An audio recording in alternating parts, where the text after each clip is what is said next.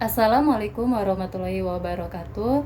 Nama saya Kumairo, NIM 18 14 10 Saya akan menjawab soal UAS Pasar Modal Syariah. Soal yang pertama, bagaimana kondisi perkembangan pasar modal syariah di Indonesia dalam masa pandemi COVID-19 pada tahun 2020 dan sebutkan sumber data. Baik, saya akan menjawab soal nomor 1. Sumber data ini dari berita CNBC Indonesia dan diriliskan pada tanggal 22 Oktober 2020 mengenai perkembangan pasar modal syariah di masa pandemi COVID-19 tahun 2020. Total pengumpulan dana melalui pasar modal syariah tercatat lebih dari 77 triliun di tengah kondisi pandemi yang menghantam banyak sektor. Menurut Direktur Pengembangan Bursa Efek Indonesia, Hasan Pauji, mengaku meski pandemi masih terjadi, namun tak menyurutkan permintaan dan penawaran di pasar modal syariah Indonesia. Instrumen sukuk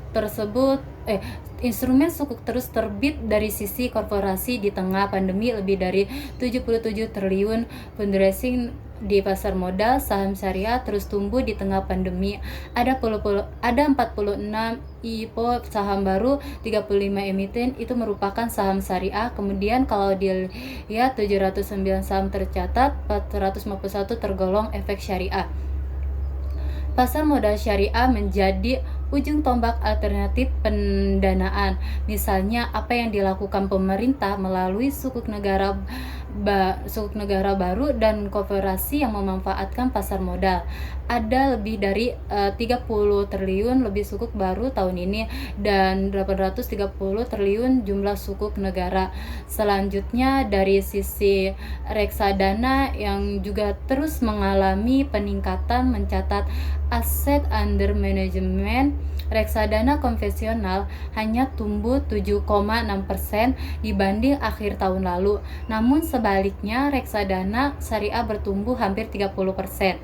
Jumlah investor syariah naik terus 5 tahun belakang, tumbuh 6 kalinya 570% tercatat yang betul-betul membuka rekening dana terpisah sebagai syariah. Ada 78.000 investor saham syariah.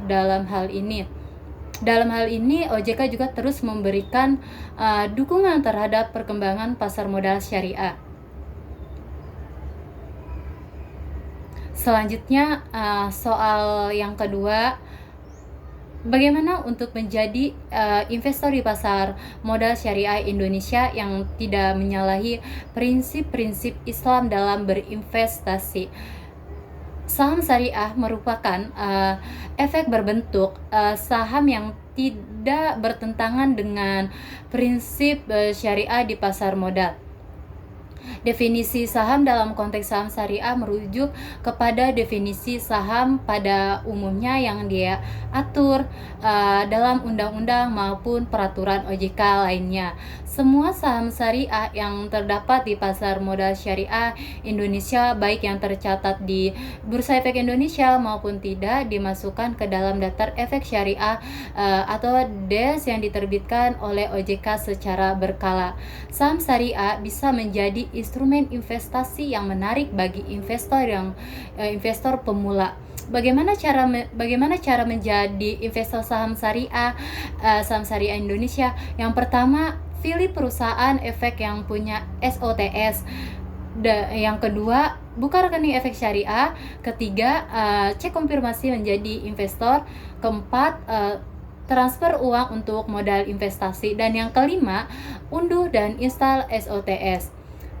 Ada beberapa langkah yang perlu dipertimbangkan dan lakukan saat ingin berinvestasi saham syariah agar tidak menyalahi prinsip-prinsip Islam dalam berinvestasi.